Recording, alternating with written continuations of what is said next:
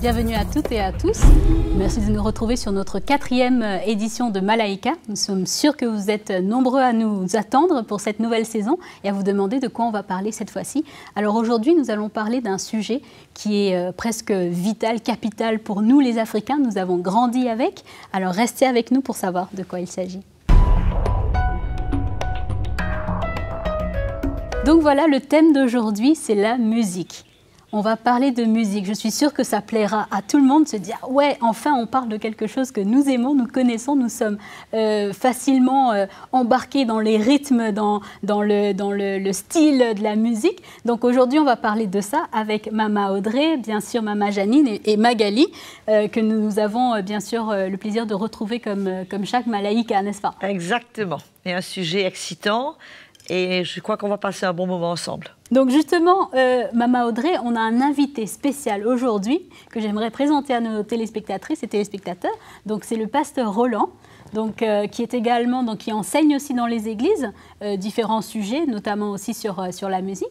Et petite information très importante, c'est que le pasteur Roland, vous êtes également musicien. Musicien, voilà. Voilà, et juste comme ça, pour savoir, vous jouez de quel instrument? La batterie. Waouh! Voilà. Et la batterie solo. Voilà. Oh, intéressant. Faisait toujours beaucoup de bruit. Donc, sans plus tarder, nous allons passer, pour pouvoir avoir un peu plus de détails, de définition, à la rubrique de Mag.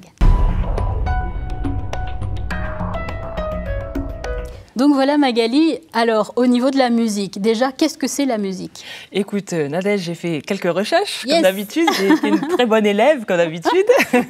Alors voilà, tout à fait.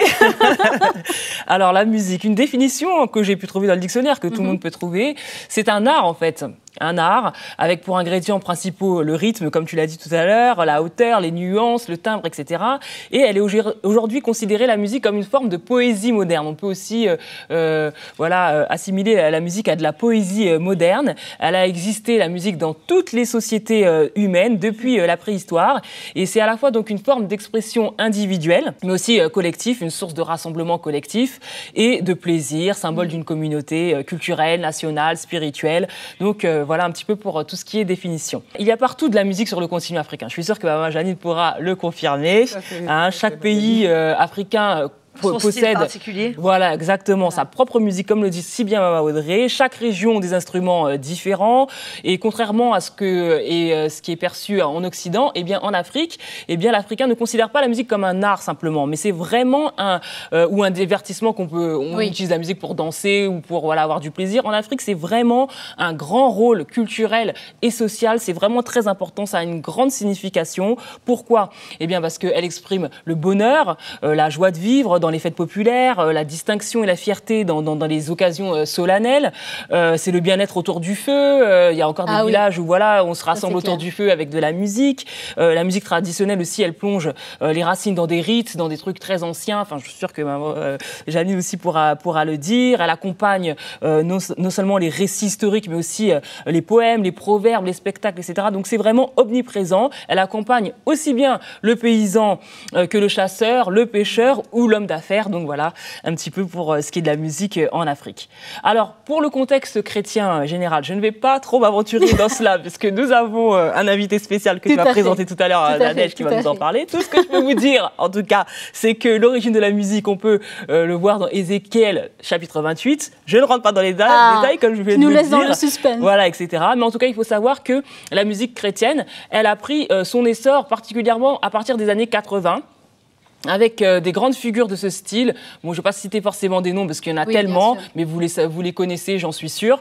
Et donc, c'est à partir des années 80 que la musique chrétienne vraiment a pris son essor, qu'il y a eu des gens qui ont composé, qui ont fait des CD, etc., qui sont vendus dans le monde entier. Et il y a même des CD qui ont été mis dans les charts de musique séculière, si tu veux. Il y a eu des tubes, entre guillemets, chrétiens qui se sont trouvés parmi des chansons du monde.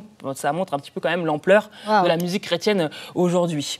Alors maintenant, je vais terminer cette petite rubrique avec un constat, et je suis sûre que ça va être l'objet de cette émission, on va pouvoir en discuter. C'est que l'implantation croissante des églises évangéliques au fil des années, notamment au siècle dernier, on observe que partout ailleurs, le déplacement du rôle de la musique chrétienne, je parle bien sûr, qui consiste maintenant à vraiment être une mise en avant très excessive.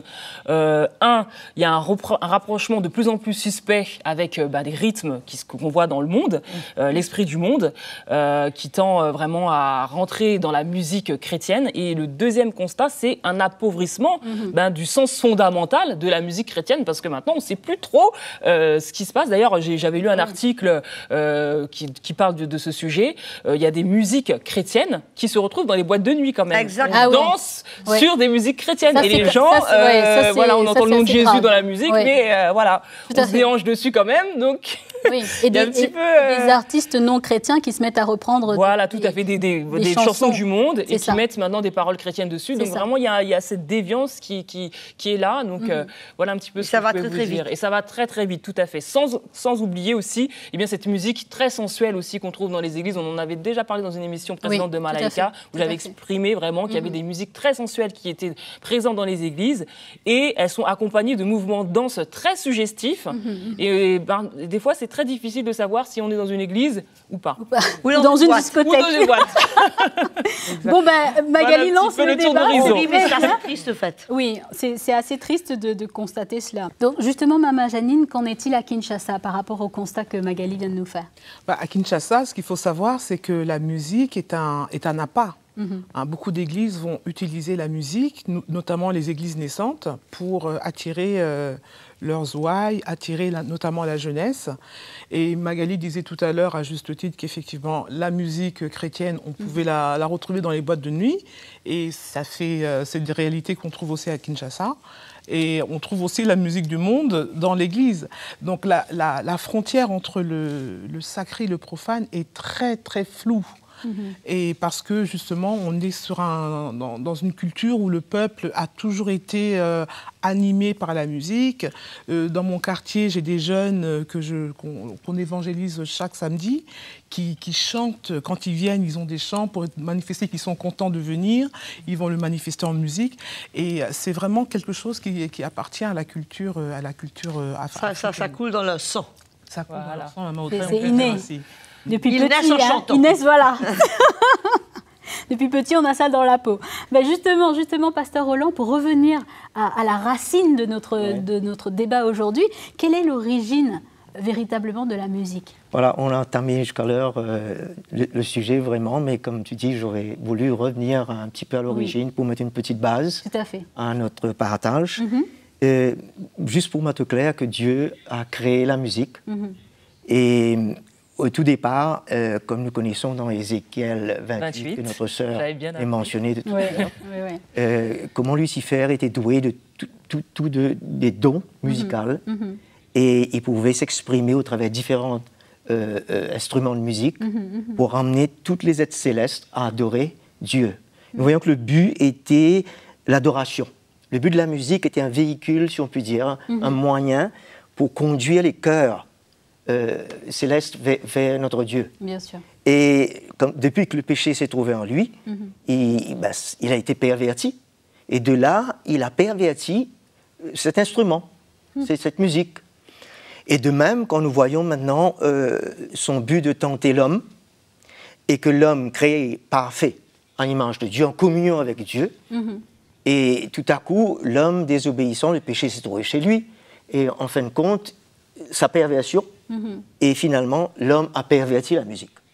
Et c'est ça qu'on voit aujourd'hui dans le monde, toute forme de style de musique qui souvent a une tendance qui s'écarte du but vraiment, pourquoi Dieu a créé la musique, dans le but de l'adoration. C'est incroyable.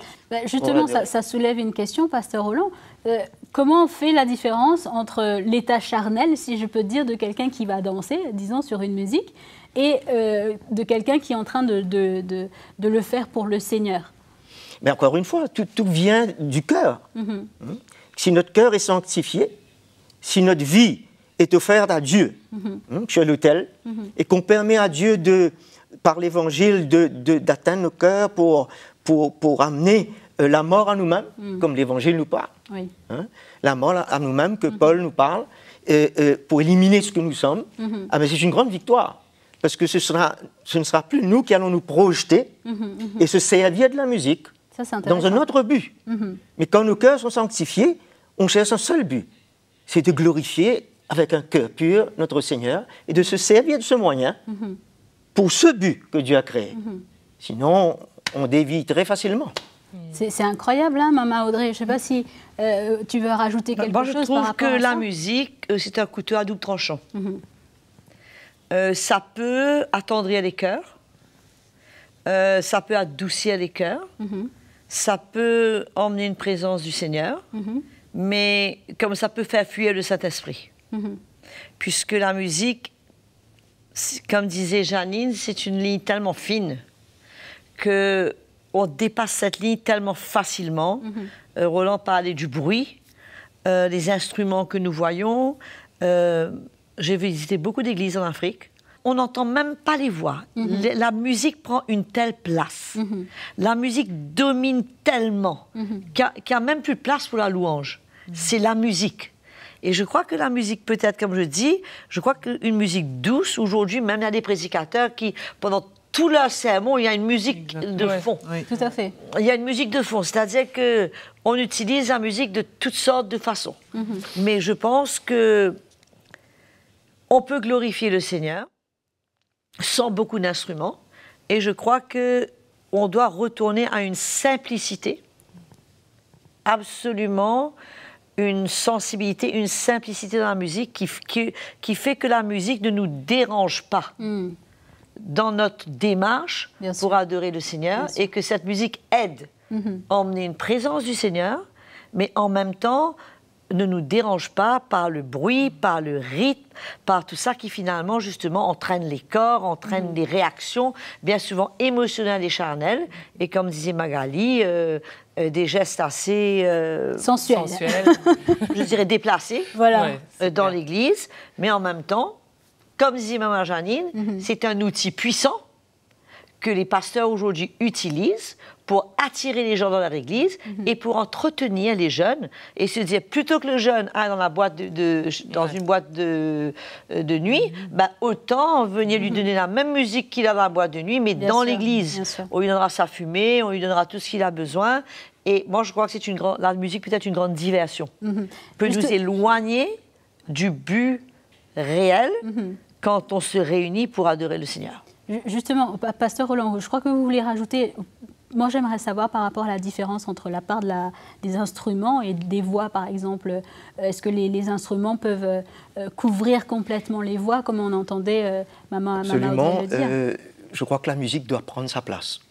La parole nous dit que chacun de nous, même nous, en tant que chrétiens, Dieu a mis une place pour nous. Il nous a placés dans l'Église. Et je crois que la musique doit prendre sa place. Elle ne doit pas être au-devant de l'adoration, au-dessus ou dominant. Et souvent, dans la musique, comme on sait, c'est formé comme de l'harmonie, la mélodie et le rythme, mais on oublie cette partie du lyrique, des paroles. Parce que les paroles, ça nous permet d'exprimer notre cœur, c'est l'expression de notre cœur. Et la musique ne peut pas dominer nos paroles. Il faut que notre cœur puisse pouvoir s'exprimer envers Dieu. Et comme Audrey le dit, ça peut énormément gêner. C'est parce que les émotions sont en jeu et on n'est pas sanctifié dans le cœur et pour nous, c'est de vouloir nous satisfaire. Mais le but de la musique, c'est de nous emmener à adorer pour satisfaire Dieu. Le cœur de Dieu. C'est pas pour nous satisfaire. Bien sûr. C'est un but de nous tourner vers Dieu pour lui. Alors, il faut que chaque chose prenne leur place. Et je crois que la lumière de l'Évangile va pouvoir nous permettre, comme il nous permet de prendre notre place dans l'Église, mais de permettre à la musique de prendre sa place. Et ne pas aller au-delà ou au-dessus. Bien sûr. Et il y a une autre chose aussi que Maman Audrey a dit sur laquelle j'aimerais rebondir, c'est que la musique a une puissance. Et j'aimerais justement qu'on revienne sur l'impact que la musique peut avoir. C'est énorme. Dans toutes les cultures, même dans le monde, nous voyons ce que la musique, le rôle de la musique. Nous voyons dans un concert comment 10 personnes sur une estrade peut soulever des foules. Tout à fait. Et les emmener à faire n'importe quoi. La musique peut les emmener à dépasser les limites. Il n'y a plus de contrôle. On sait que la musique peut emmener les gens dans les transes. Oui, tout à fait. On sait que beaucoup de tribus, de cultures se servent de la musique pour, je dirais, hypnotiser. Aussi, oui. Pour des rites aussi. Pour des rites. Donc, la musique a des... Comme je disais, c'est un couteau à double tranchant. C'est un couteau à double tranchant. Et bien que les paroles d'une musique peuvent parler de Dieu, et c'est un peu là le piège que nous voyons aujourd'hui, c'est que les gens, les chrétiens, prennent la musique du monde et mettent des paroles chrétiennes. Des paroles qui parlent de Dieu, des paroles qui parlent du Seigneur, mais avec un rythme et une musique qui vient purement du monde et qui ne glorifie en rien le Seigneur. C'est donc... on dirait qu'on a changé, on garde le même mot, les mêmes paroles, mais c'est une musique qui est complètement, qui n'est pas dans l'esprit, qui est de la chair, qui est dans les émotions, qui est du bruit et qui n'aide en rien la personne qui entend ces musiques, même que les paroles peuvent être belles, qui ne l'aide pas du tout à adorer le Seigneur. Et malheureusement, aujourd'hui, c'est la musique qui prime. Bien sûr. Juste pour revenir, donc, Pasteur Roland, vous voulez peut-être étayer par rapport à l'impact que la musique peut avoir émotionnellement, spirituellement, sur toute personne, en fait. Oui. Dieu peut nous doter d'un don musical. Oui. Et c'est une grâce de la part du Seigneur. Mais le fait même que nos vies ne sont pas travaillées par le Seigneur, ah ben, ça emmène... le cœur du chrétien à dérouter, quoi. À dérouter. Et je pense tout à coup à Lucifer lui-même, qui, quand le péché s'est trouvé en lui, et la musique a contribué et a exprimé sa position envers Dieu, l'orgueil, l'arrogance. Et les musiciens doivent faire très attention parce que ce sont des éléments qui vont surgir quand leurs vies ne sont pas traitées par l'œuvre de Dieu, par l'œuvre de la croix, par l'œuvre de l'Esprit en eux. Et c'est là qu'est la priorité. C'est là où celui qui a un don de la part du Seigneur doit pouvoir arriver à mettre ça au service du Seigneur pour lui. Pas en retirer quelque chose pour sa propre vie. Pour sa propre gloire, en fait. Pour sa propre gloire. Parce que là, il y a ce risque dans tous les musiciens. Moi, je jouais avec les musiciens, même chrétiens. Oui. Mais quand j'ai maintenant entendu l'évangile de la croix, j'ai fait la différence parce qu'auparavant, il y avait toujours l'orgueil en moi, vouloir me mettre de l'avant, vouloir me positionner. Il y a beaucoup de compétitions entre les musiciens sur l'estrade, même sur la même plateforme.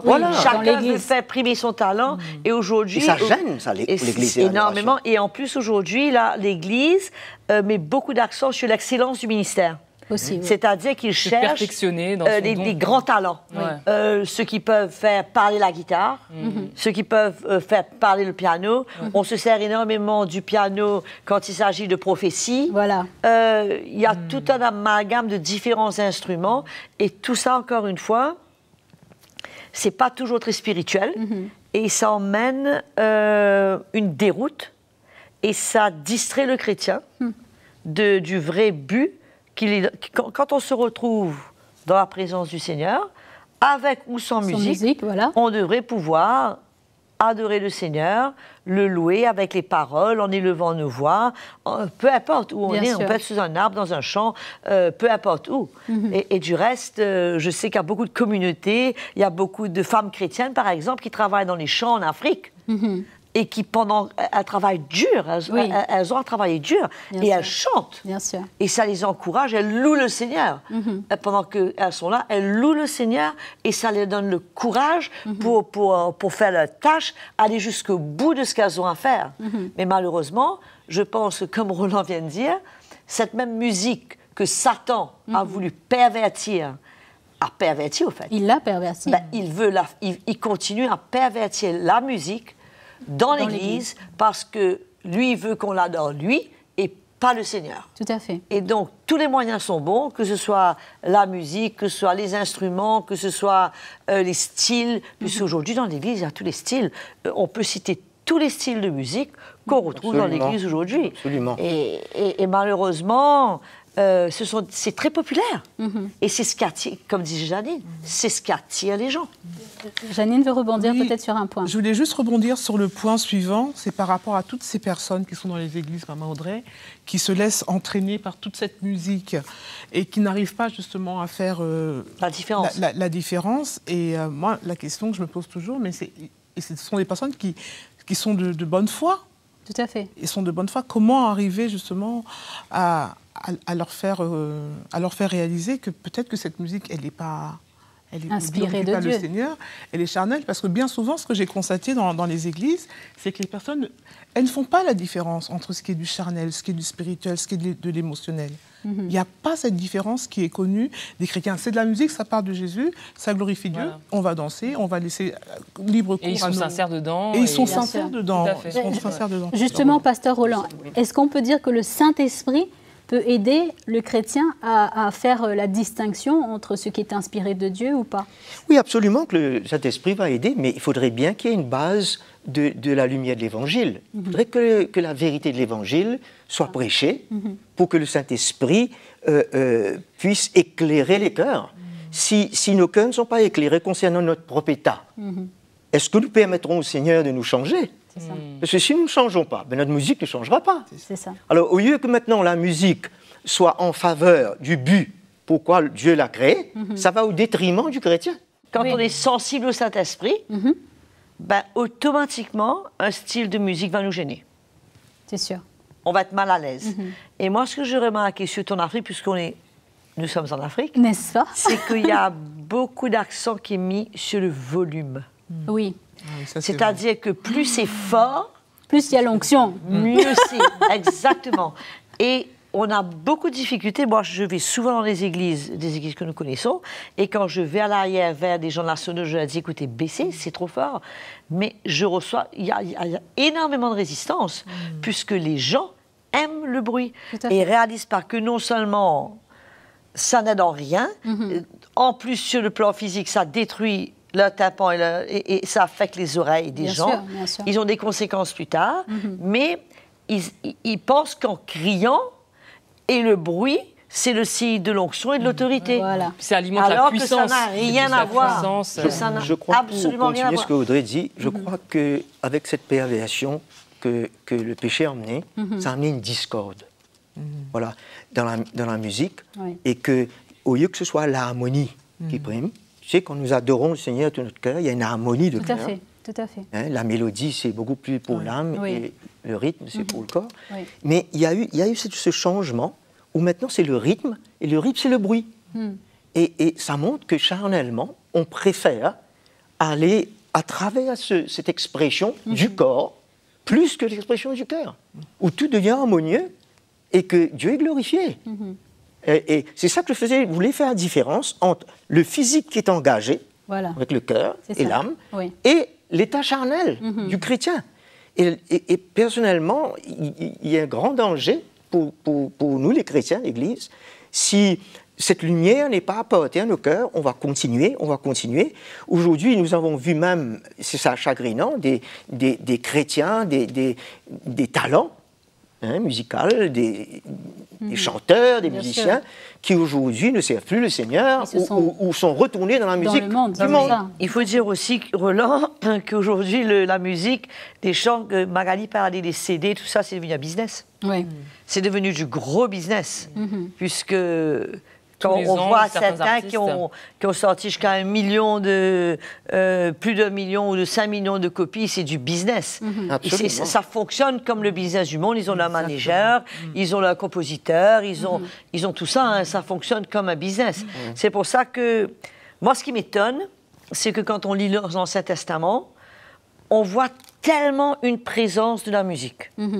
Que ce soit dans les chants, que ce soit dans les deuils, que ce soit dans les célébrations, les moments extraordinaires, les moments où l'arche de l'Alliance était transportée pour venir à Jérusalem, pour les célébrations. Enfin, quand les Lévites ont été mis à leur poste, sur 38 000 Lévites, il y avait 4 000 qui étaient postés uniquement, étaient des chantres.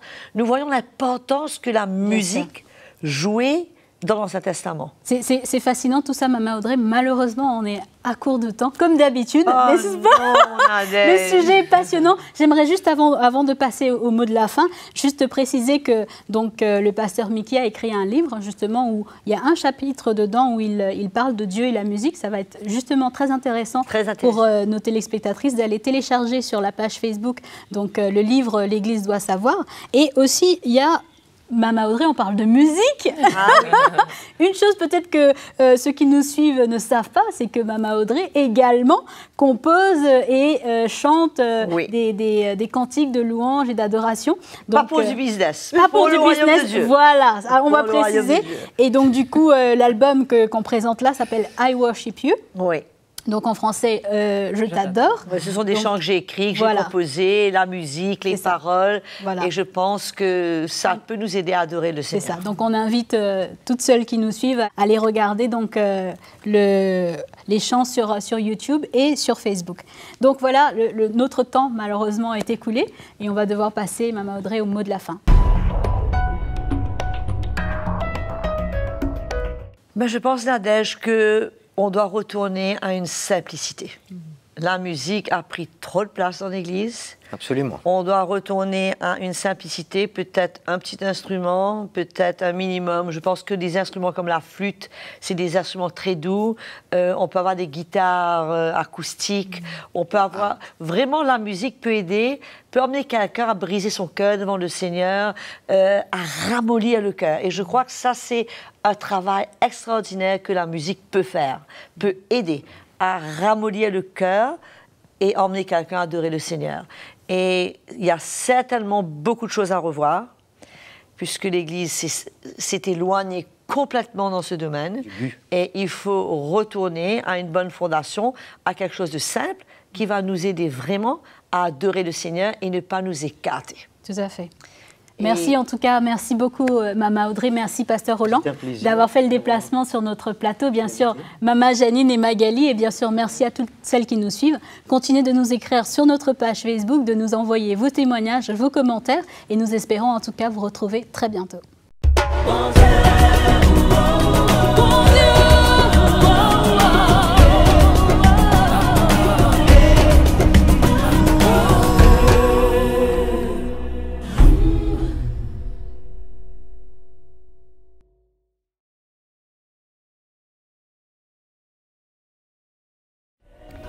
Salut à tous, merci en tout cas d'être là. Si vous avez été encouragé par cette vidéo, si vous avez été édifié par le programme Malaika, c'est très simple, APA.